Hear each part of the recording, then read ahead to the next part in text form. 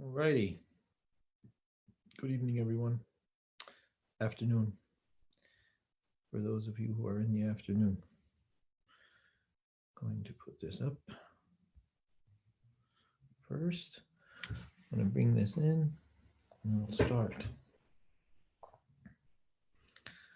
Okay. All right. So we have a very exciting evening and event tonight. I'm going to be speaking to Rabbi Shmuel Phillips, who is the author of a book called Judaism Reclaimed. And he's going to be coming on in just about 2 minutes or so. And we will be speaking together about his book and the things that he's kind of put out in it, which I'm going to wait for him to come on to be able to speak about a little bit more. But what we'd like to do on Sunday nights, please God, if we can get it done properly, is that I would like to be able to spend the Sunday nights. We may move it to Monday. I haven't decided yet, but we would like to spend Sunday nights speaking to people, not just listening to me, but hearing people from other perspectives. And of course, I would be involved in the discussion and kind of, bring out the things that I'm interested in. But I am very interested in Rabbi Phillips and his book. And I'm looking forward to having a discussion with him about many of the things that he writes in this book. It is a book that deals with philosophy and concepts, but he calls it Judaism Reclaimed for a reason. So I'm going to begin with that and ask him about that. Just going to wait for him to kind of get on. We'll see him come on. He's going to be both on Instagram and he's going to be on Zoom, I hope. So we will see when he comes along. I'm going to have to find him when he comes in. Good to see everyone. Hope everyone's doing well. Thank you for tuning in tonight.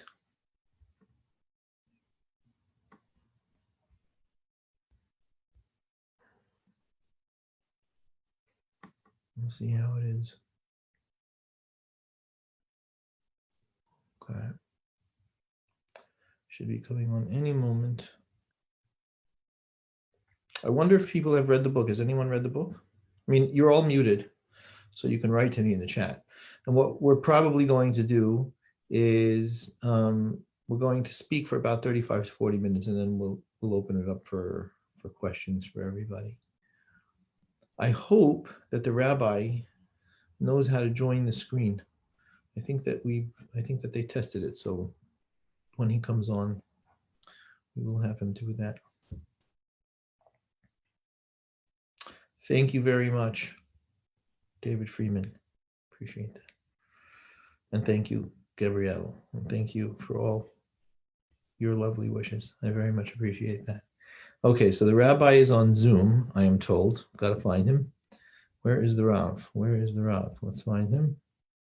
Is the Rav's camera on? Because if his camera on, it should be ready. You see him? It's the Rav. Here's the Rav. Thank you for coming on. And thank you for unmuting me. It's great to be on. Thank you very much. Okay. Can you hear me on Instagram as well? I'm bringing you on now. You should be ready to go, I hope. Let's see if that works. Wait, let's try that again. Shmuel. Are you on? Are you coming on? Let's see. I'm being. Oh, it says it's waiting for you. Connecting. Voila. And there you are. Okay. Technology is working today, everyone. Technology is working today. We don't want to mess that up, but the technology is working. Rav, it is a pleasure to have you tonight to be able to speak with us. So you're in Eretz Israel, so it's much later for you, actually. You've stayed up till a little bit late to do this. It's 10:30 there, I think. Well, thank you very much. Well, with the coronavirus situation and the kids going to bed late, my day is really starting around 10 o'clock in the evening every night. So. I remember those days. Is the sound bothering you at all? I can hear you perfectly. You hear me fine. So I'm just hearing a bit of an echo. So what I'm going to do, actually, is I'm going to ask, we'll see if it works. I'm not getting up at the moment, but I'll see if I can ask somebody to bring me my earphones, because I realize that when I do this, I have to wear earphones. I'm learning. What can I say? Can you hear me better now?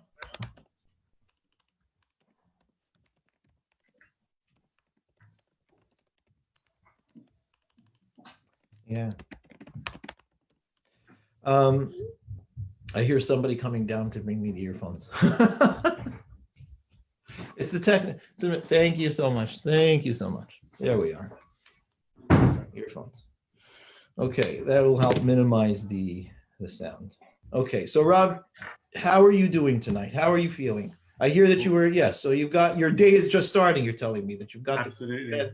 So thank All you right. very much for having me on your shiur, your show, your discussion forum, especially on your birthday, I hear. Many happy returns. It's a pleasure.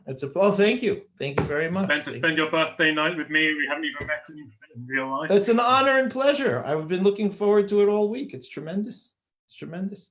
So let's get into it, because we have a limited amount of time. And so, and I really, really want to work on, the understanding the impetus that you had for writing this book, the motivation that you had for writing this book, and why really, I mean, this is a major work.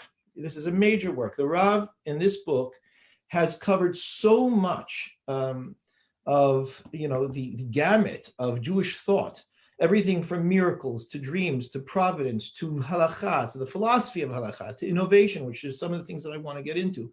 Major things that certainly in my experience, and we've spoken a bit, but I know in yours, are major questions that so many people have, young and old, with regards to Judaism in general. So I was so excited to speak to you about this, because before we speak about anything, I'm just grateful that you've written the book, because we need more we need more books like this. We need people that are not afraid really to engage and delve into these concepts. So I'm interested to start with the topic. With the title. You call it Judaism Reclaimed. What are we reclaiming? Was it lost? Are we bringing it back from what?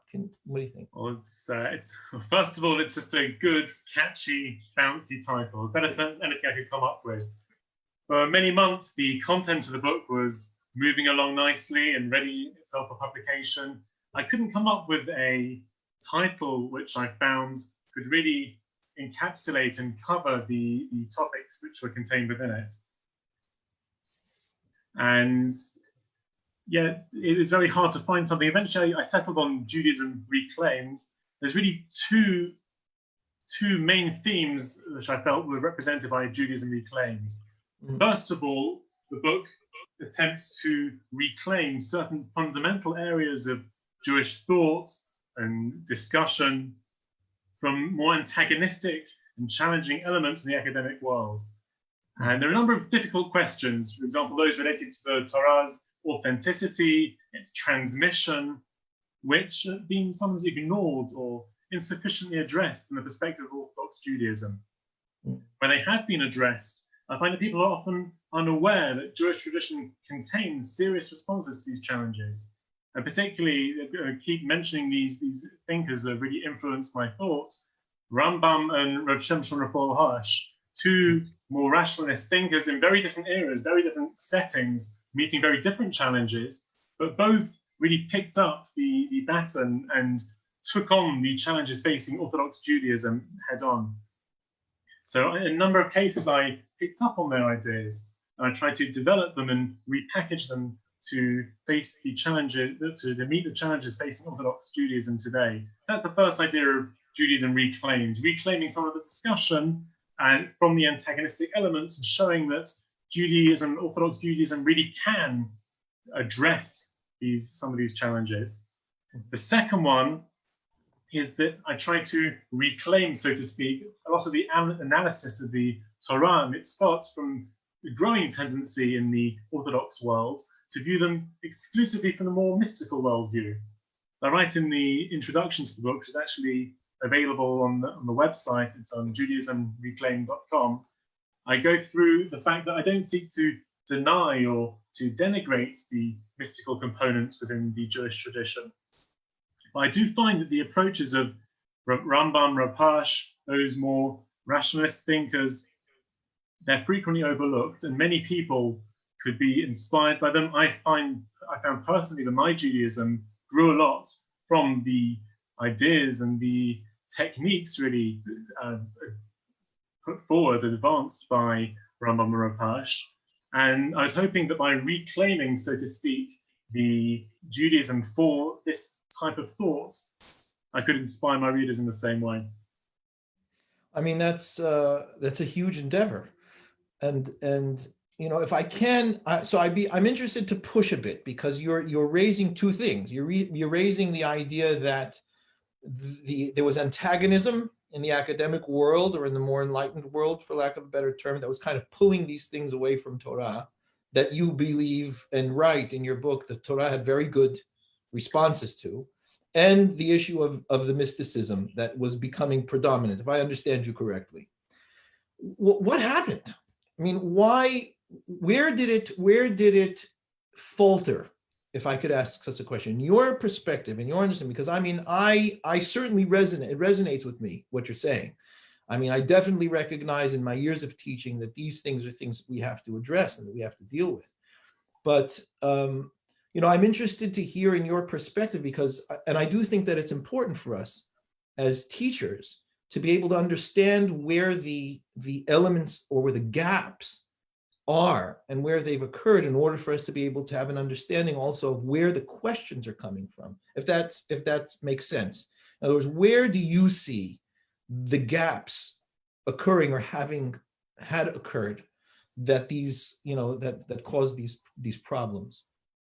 If I could. Well, I mean, even at Rambam's era, and obviously the years, the centuries even following his writings, there was a lot of controversy about his writings.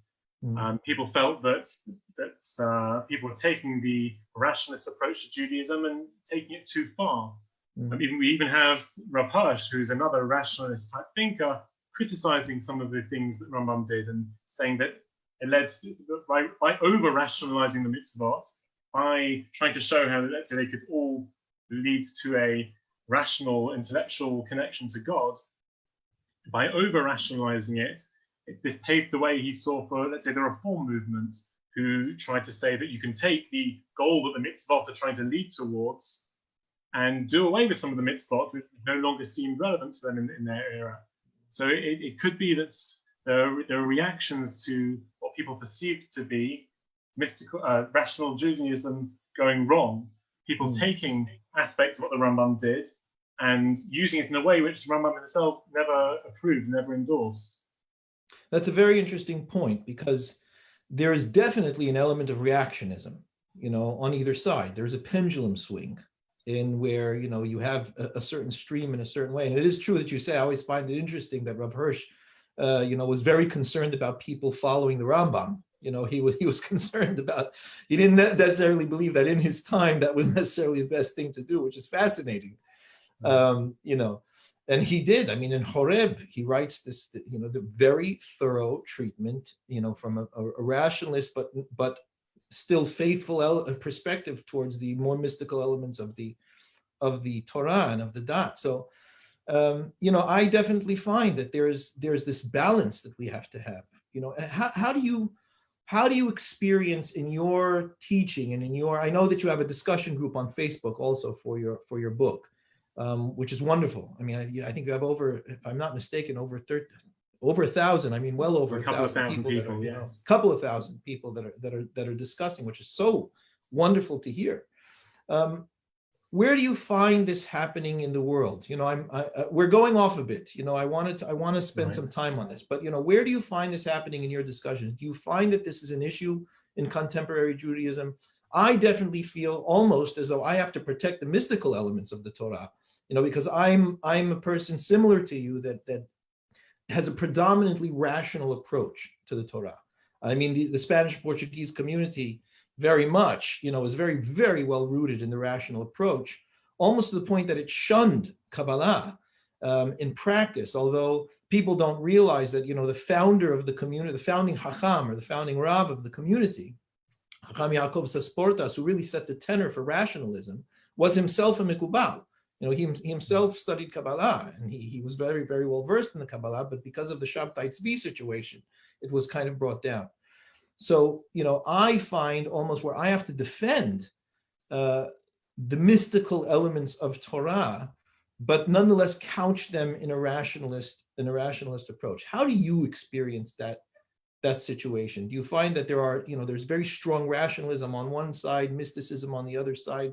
How do you manage that, if that's a fair question? So this is a topic which I take up and I try to address in my introduction, sort of becomes the first chapter of the book, how we are left today, we've inherited two very different, very divergent traditions within our Judaism.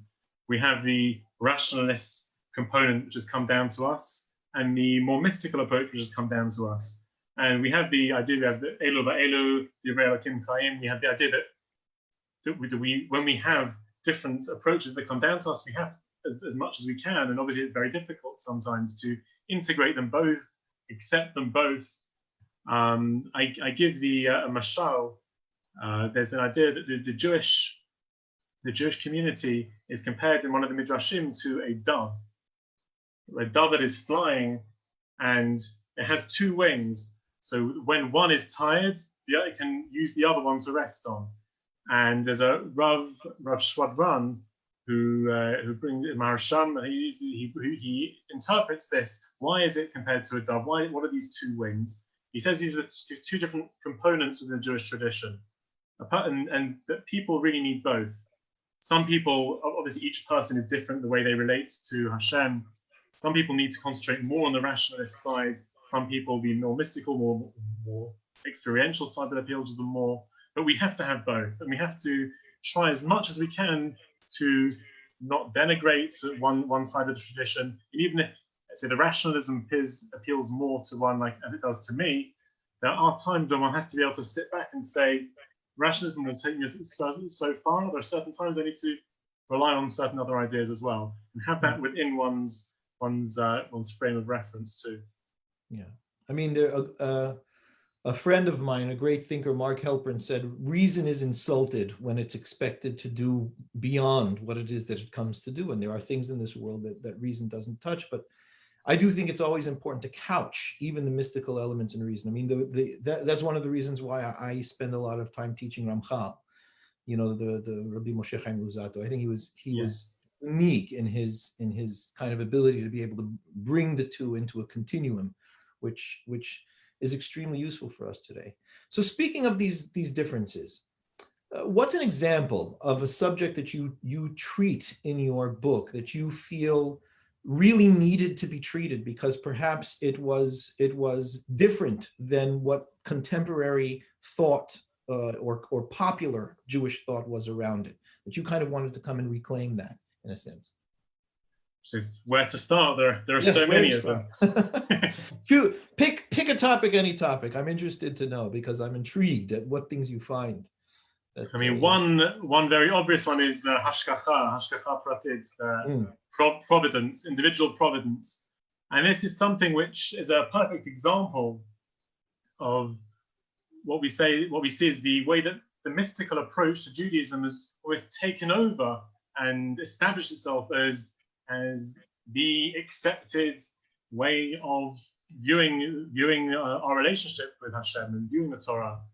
Very often it's expressed and was openly expressed that the quality of our Judaism, the quality of our relationship with Hashem, is directly dependent upon the extent to which we accept, the extent to which we realize that Hashem micromanages and guides every small aspect, not only of our lives, but the natural world, the animals, the plants. There are many expressions that people are aware of that encapsulate this idea. And many thinkers, not just the Rambam is one particular thinker who has a very different approach to hashgacha, but many thinkers throughout the years, Jewish tradition, who haven't quite taken this approach and have seen that Hashem wants us to have the operation of our free will and to build a relationship with him, not on the basis of this micromanagement. Many of these opinions are shunted to the side, often even looked at as being somewhat heretical. You mentioned that Ramchal is one person who labels these ideas as very distant from Jewish thought. But if you look at someone like Rambam, he builds up from the starting point that the laws of nature have been divinely ordained. They're based upon the Chachmat Hashem, and that is the basis on which the world runs. The animal kingdom, the plant kingdom, everything in the world runs according to the way that God set it up to run from the 6 days of creation. In order to deviate from that, and there's a question exactly how that works within the Rambam, which is a whole other chapter in its own right. It's quite complex in the Rambam. Works. But in order to merit some kind of intervention, a person needs to develop his or her relationship with Hashem, needs to perfect themselves through character traits, through intellect, and gradually, as one builds up a connection to Hashem, they can expect proportionally their hashgacha, their guidance, their level. Exactly how that works is another discussion, but it's by connecting oneself to God, by meriting that, so to speak, that God becomes relevant in our lives. And that is an idea which is completely foreign to many Jewish communities, many yeshivot, many ways of approaching Judaism. Yeah, I'm glad. I appreciate you choosing that topic, because I definitely, if I were to be asked which topic is the one that is most, for lack of a better term, misunderstood, or that requires a bit more of a robust treatment, in order for us to be able to understand the intricacies of life, it would definitely be that one. And I, in my years teaching, it's been one of the most frequent questions that have come up. So I will ask you on that as an addendum. Rav, you've written a book. So this, the book is your answer to this conundrum. But if we were to press you and say, you've written a book, what needs to happen in the Jewish world in order for this to become more a central element of thought in Judaism? What would you like to see happen in the Jewish world in order to be able to facilitate this? How do our children come into a world and be able to be opened and aware of these ideas?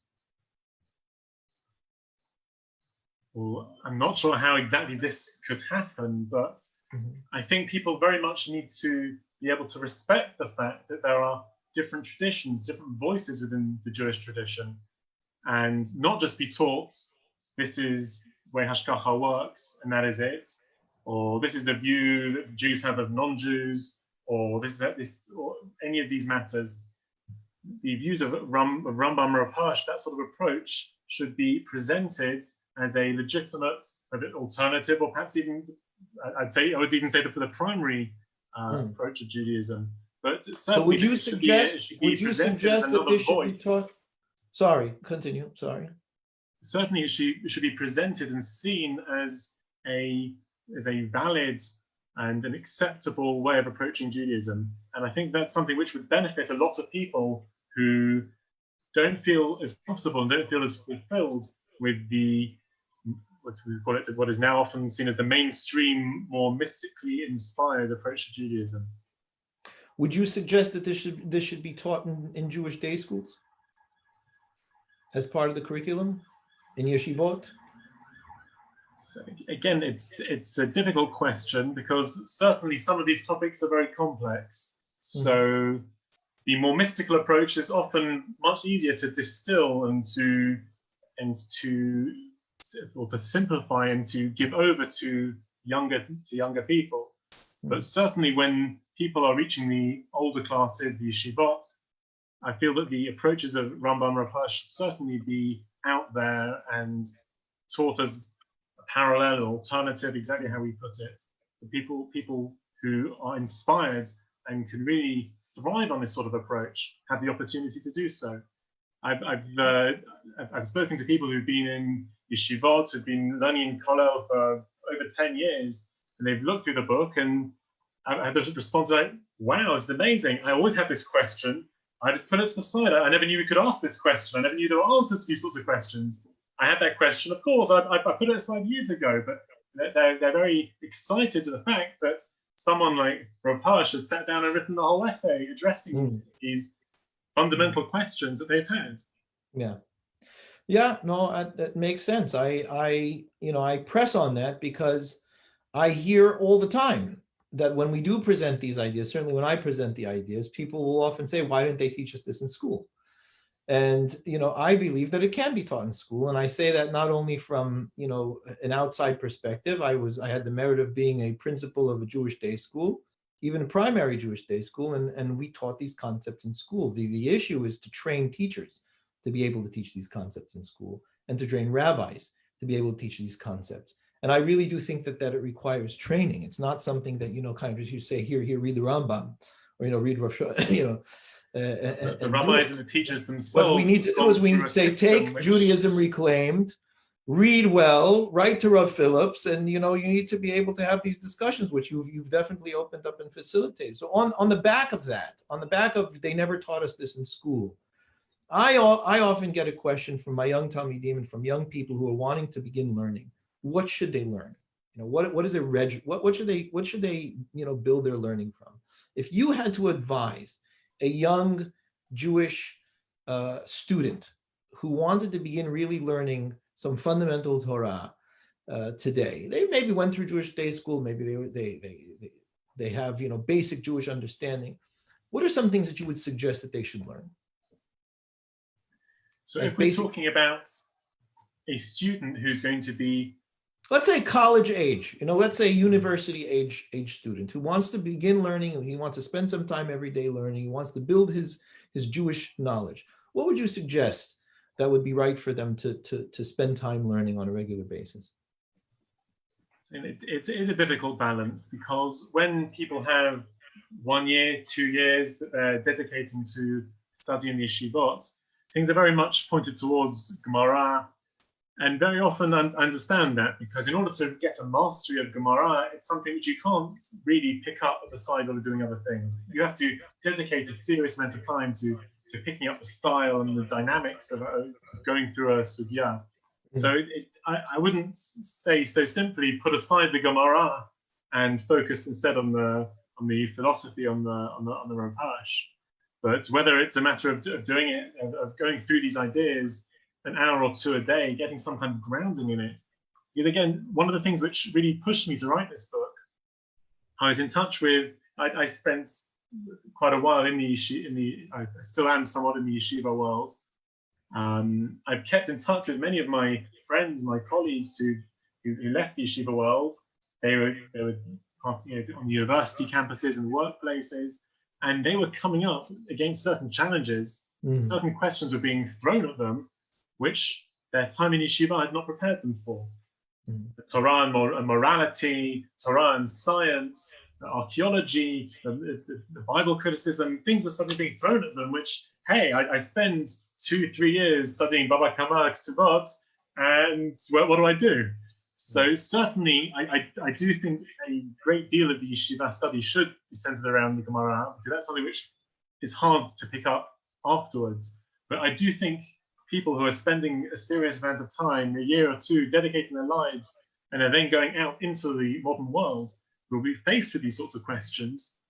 They should really be shown these kind of sources, the Rambam and the Rampash, which will help prepare them to feel less challenged and less helpless, really, when they get these questions thrown at them later in their life.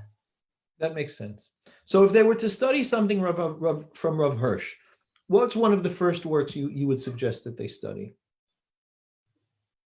So personally, I find his commentary on the Chumash a very good place to start. Some of his other writings are longer essays, long essays on the symbolism, for example, various things like that, which are quite hard to get into. The commentary on the Chumash will very often take small ideas in the Psukim and show how they build up into a worldview. For example, there's a very strong Hirschian principle about one has to be a mensch, one has to be a civilized, respectable human being, one has to have perfected one's interpersonal relationship with people, one's ben adam lechavero, before one even starts the process of becoming a spiritual, holy, connected to God type person. And this is something which, to someone who's approaching through the more rationalist school of thought is a very basic idea. It's a basic building block that we must become nice people. We must our behavior to others must be in sync before one even starts to look to be a holy person. And the stories of Moshe, the stories of Avraham Avinu, he talks through their life, how they spent many of their formative years helping Moshe. He's helping the oppressed. He's standing up. He's for the Jew who's been smitten. He's looking after the sheep. Avraham Avinu is running after the guests. He's trying to rescue Lot. And it's only after all of this process that God appears to them and wants to make a covenant and take matters further with a prophecy, with the Torah. And these are sort of ideas which Rav Hirsch shows go right the way through the Chumash. So that is a starting point, I would say, for gaining these more profound approaches to Judaism that Rav Hirsch brings about. It's interesting because it's not a terribly novel idea that a person has to be refined in terms of midot before they're able to jump up into the higher elements. I would imagine that that's part of the reclaiming, to be able to bring that back today. But I want for our final. So yeah, I want for the final question before we actually open up for some questions from the audience. I want to, this is a remarkable work, Rav, and so appreciative that you've done it. Tell us more about where did Rabbi Phillips come from? What were the influences to you? What was your growing up in the Torah world like, and how did it mold, the bringing about of this work and this commitment? Before I answer, can I just check that the Instagram is still I up? think I might have lost you on Instagram. My screen has gone. Yeah. I have you on Zoom, but I think I lost you on Instagram. Would you like me to go very quickly and fix that, or should I just carry on? That's fine. Yeah, if you can go back there, that's fine. That's fine. In the meantime, what I will say to the people on Instagram, you will notice we have a new feature. There is a fundraising feature. These shiurim that I give and the talks that we do are free, and it is the way I believe they should be.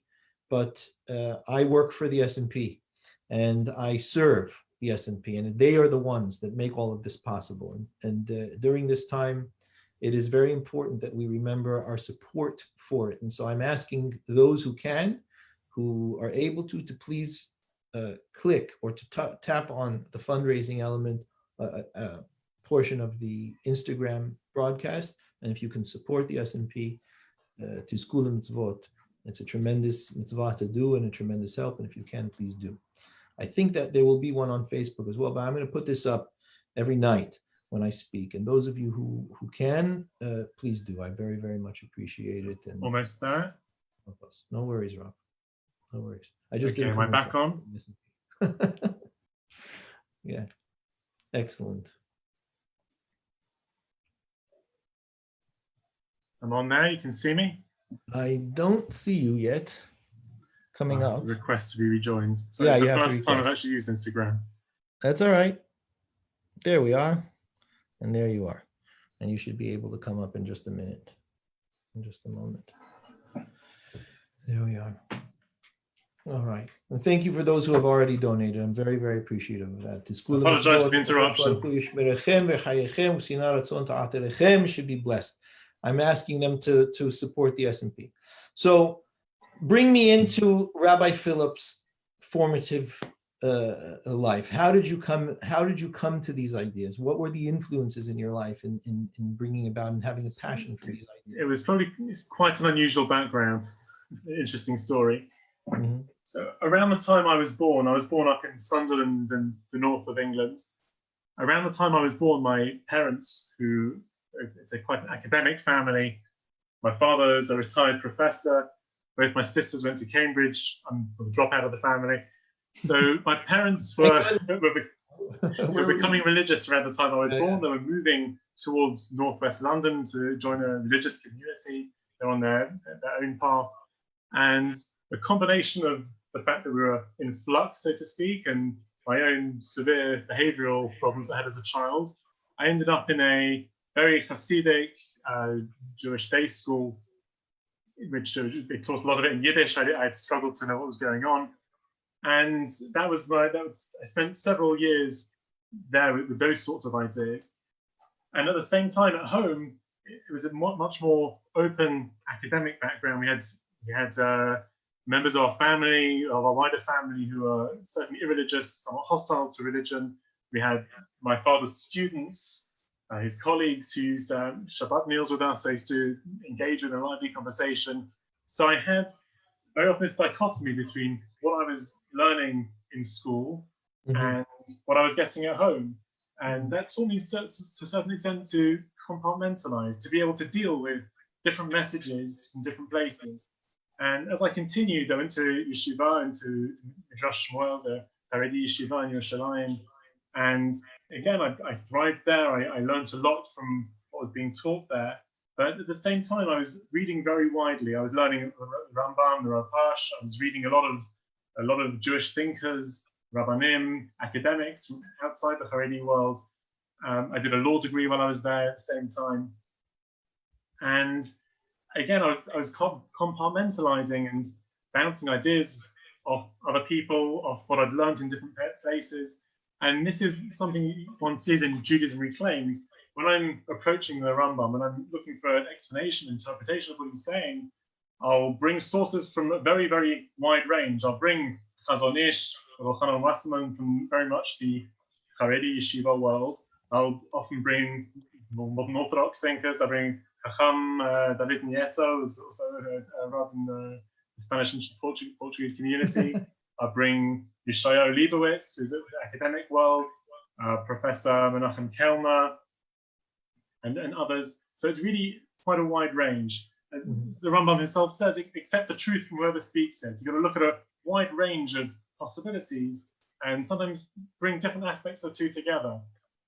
And that may also be why the feedback that I've received from quite a wide range of people, people in the Haredi yeshiva world and people who are not religiously observant at all, have all given me this very positive feedback that there's this wide range of approaches and views which I'm contrasting with each other, which they just hadn't been exposed to.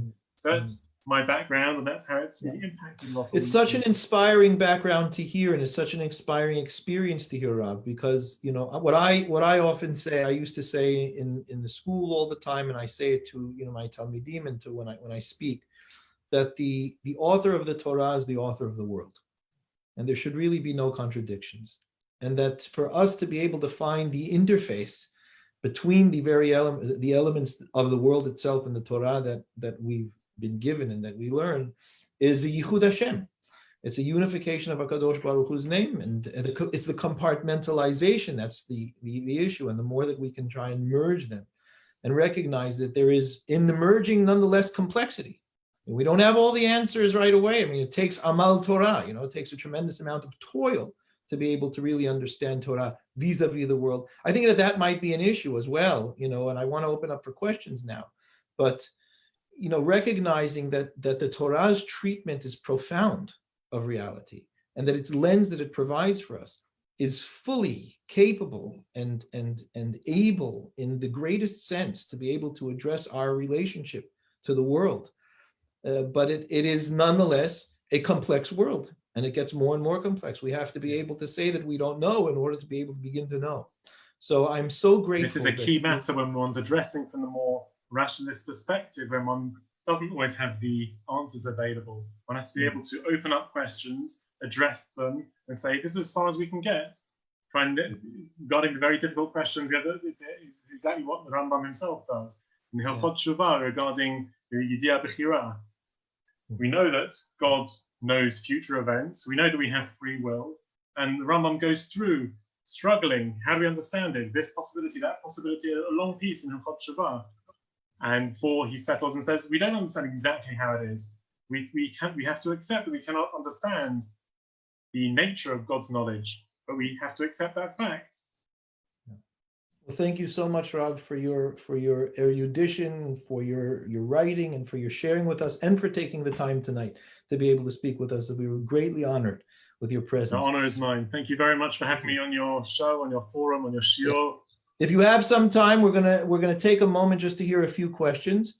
I know, so I have one question here, but if you have questions on Instagram, you can type them in the question box or you can type them in your comments. Again, I want to thank the people that have made contributions to the SMP. There's a fundraising button that you can tap for the SMP to be able to support this project and others that we're doing, the School of Mitzvot. If anybody has questions on Zoom, please type your questions in on the chat and I will read them out to the Rav.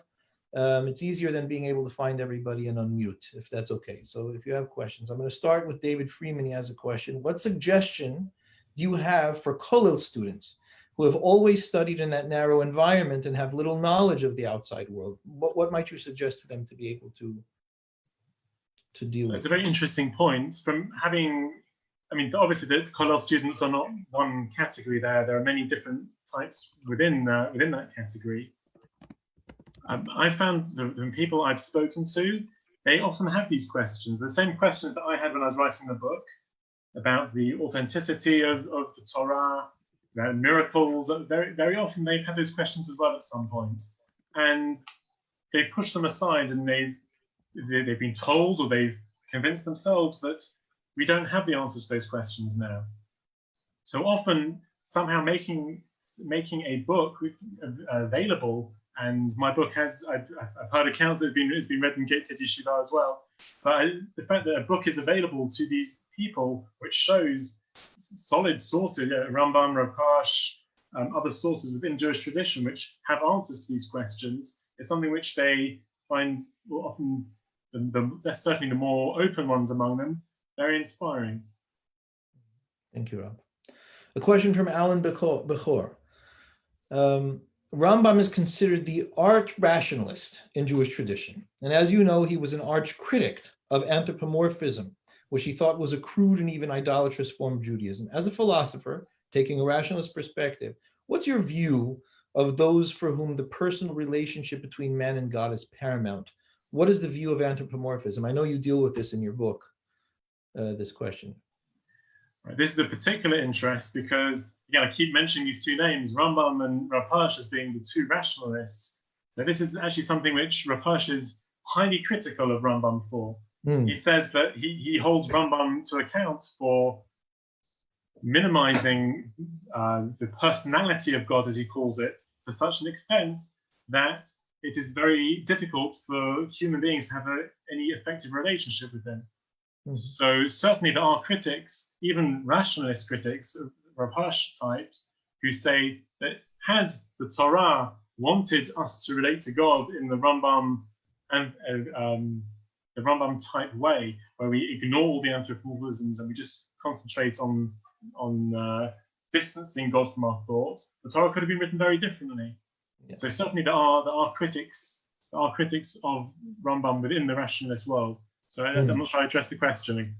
No, that's absolutely, I think, addresses the question, and it's important for us to be able to hear that Rav Hirsch and others, on that. The Rambam's favorite line, from Chazal that supported his approach, especially in the Moreh Nebuchim, is Dibra Torah Kelshon Bnei Adam. That the Torah speaks in human terms. Remember that we're borrowing terms. But there's also, En Mikra Yotzeh Midei Pshuto, that a pasuk always has to be seen in its simple sense, and that is part of this.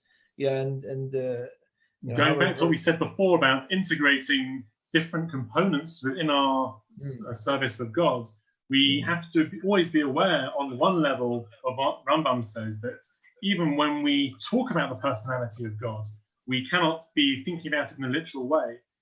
Even if we go then and we do have some kind of relationship with the Rav Hirsch style with the personality of God in a practical way, we have to always remember the back of our minds that is just based on our human imperfection, the fact that we cannot necessarily relate to God in another way. But we always have to have the Rambam in the background. And there are even many Kabbalists who deal with the Sifirot. They deal with the idea of relating to God through the more what we would think of anthropomorphic ways, but they have studied Moreh Nevuchim, and they see that as an anchor, as a bedrock, which stops the Kabbalah moving over into something which is unacceptable.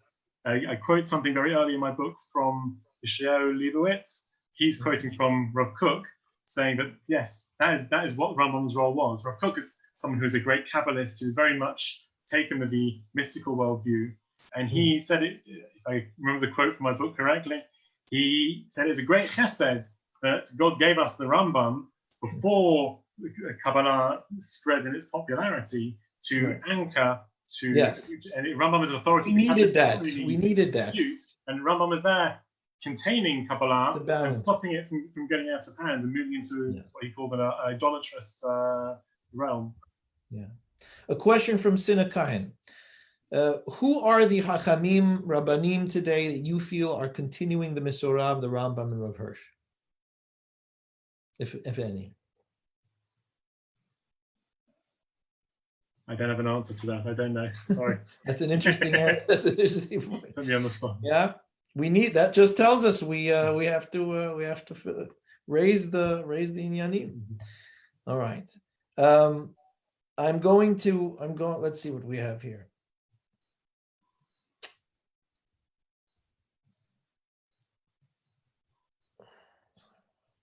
Let's see what we have here. Okay. This question from Mikey. Thank you for a fabulous book. You write some well-formulated but very critical critiques of academic Jewish scholars such as Professor Shapiro. Many people have had their excitement in Jewish philosophy resparked by the innovative approach of scholars such as these. Aren't they doing a valuable service by pushing the boundaries of what might have been seen as a relatively stale field with apologetics? It's a strong question. What do you say to that? Yes. And I do, in a couple of my chapters, I do take on some of the more recent works and Jewish thoughts, which I feel have moved beyond in certain parts of these chapters, they've moved beyond acceptability in some way.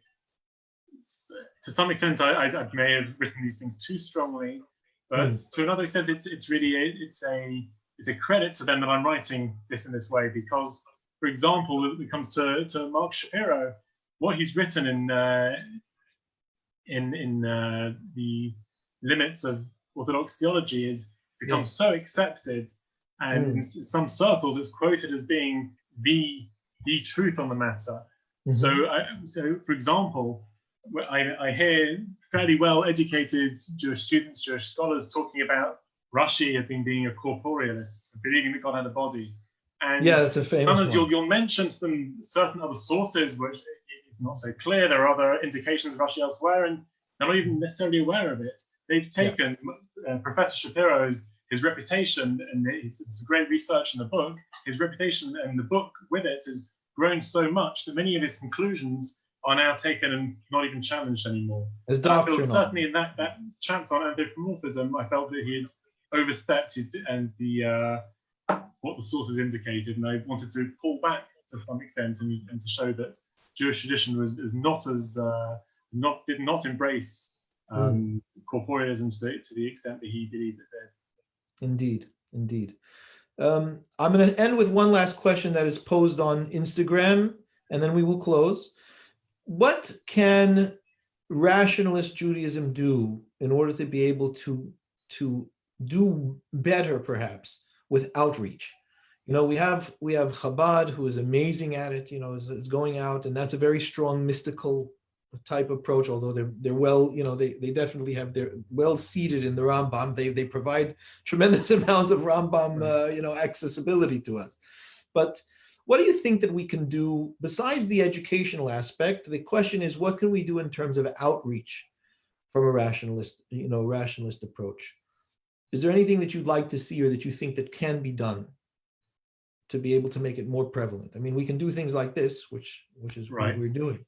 But what ideas, if any, do you have? Well, to some extent, we have to show a certain fearlessness, a certain willingness to address difficult questions.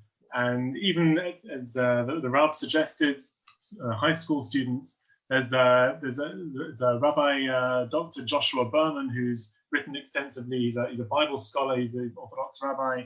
He's written extensively on Bible criticism from an Orthodox perspective. and he's someone who receives many questions from Orthodox Jews around the world who are struggling with academic critiques. And he told over a story of someone who he's conversing with. He's a gap year in Israel, and the topic of Bible criticism comes up, and then this kid says, "I'm not worried about Bible criticism. My Rebbe in 10th grade told me about it. That's fine." And he's saying, obviously, what this Rebbe told over to this kid is obviously, it may have been a little bit of a taster. He obviously wasn't challenging him with everything that Bible criticism has to throw at the Torah.